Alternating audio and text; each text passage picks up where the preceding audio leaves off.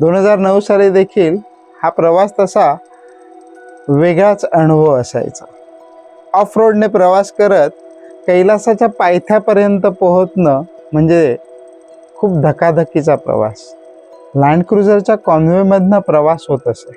पहिल्या गाडीला होका यंत्र लावलेलं असायचं आणि त्यावरनं दिशा ठरवून पुढचा प्रवास करत करत पुढे जायचं।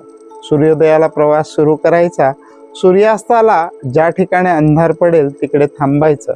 टेंट लावले जायचे। शेर्पा टीमकडनं खिचडी मिळाली म्हणजे भाग्य, अशा प्रकारचं हे जेवण होत असे। पण आज हा प्रवास पूर्णतः बदललाय। ऑफ रोडच्या जागी ब्लॅकटॉप रोड आलेले आहेत। पोटातलं पाणी हलणार नाही एवढ्या सुंदर प्रवासाची सोय झालेली आहे। कॉन्वेच्या त्या लँड क्रुझरची जागा आज मोठ्या सुसज्ज अशा बसेसने घेतलेली आहे। पायथ्यापर्यंत तर माणूस आज खूप आरामात पोहोचू शकतोय।